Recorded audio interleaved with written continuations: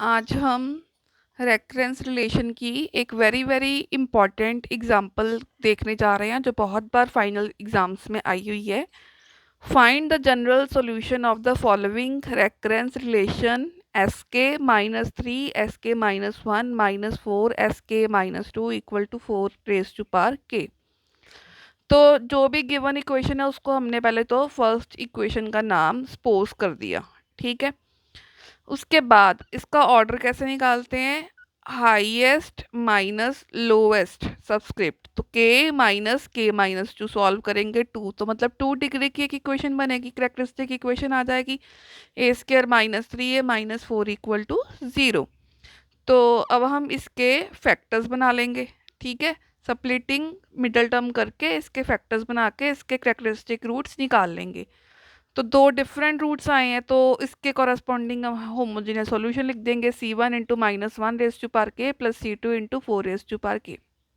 अब नेक्स्ट है इसका particular solution corresponding to the term four raise to power k, जो कि right hand side of first है। We assume the general form of the solution as, हम क्या assume कर लेंगे, d naught four raise to power के।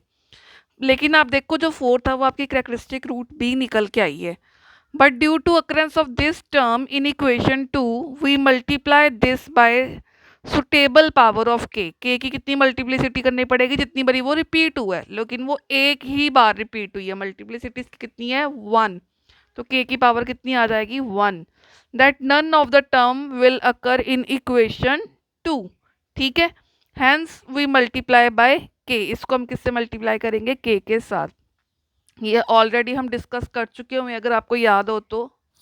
ये देखो हमने रूल 3 किया था कि अगर बीटा की पावर n हो और एक पॉलिनोमियल हो तो फिर हम बीटा की power n as it is और पॉलिनोमियल के लिए एक पॉलिनोमियल उसकी डिग्री के अकॉर्डिंगली सिलेक्ट कर लेते थे। जैसे ये था 4 की पावर n है यहाँ पे, अगर तो हम 4 की power n into A not constant लेते थे। यहाँ पे है 4 की पावर के साथ में कॉन्स्टेंट है, तो यहाँ पे हमने ले लिया 4 की पावर के इंटू डी नॉट, ठीक है।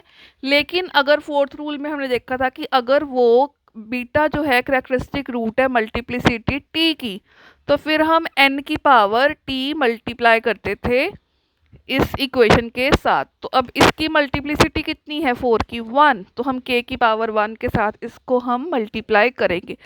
अब ये क्वेश्चन के में है तो हम इन टर्म्स ऑफ के करेंगे, वहाँ हमने एन में देखा था तो हम वहाँ पे एन के साथ कर रहे थे। तो पर्टिकुलर सॉल्यूशन आ गया। हमें पता है कि हमें यहाँ पे क्या क्या चाहिए, S k minus one S k minus to, तो एस के निकाल लिया। के को के माइनस वन से रिप्लेस करेंगे तो एस के माइनस वन आ जाएगा।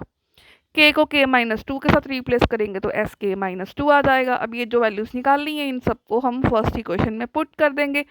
उसके बाद आपको पता होता है कि 4 की पावर के माइनस टू से हम पूरी इक्वेशन को डिवाइड कर देंगे। फिर हमने यहाँ से डी नॉट कॉमन निकाल लिया, ठीक है, और ये टर्म बच गई। इसको जब हमने सिंप्लीफाई किया के वाली टर्म तो कैंसिल आउट हो गई और अंदर सिर्फ 20 बचा, ठीक है। तो ये बन गया 20 डी नॉट इक्वल टू 16। यहाँ से हमने डी नॉट निकाल दिया। इस डी नॉट की वैल्यू हमने पर्टिकुलर सॉल्यूशन के अंदर पुट कर दी, ठीक है। तो जनरल सॉल्यूशन होता है homogeneous solution plus particular solution, ये हमारा आंसर निकल आया। Thank you.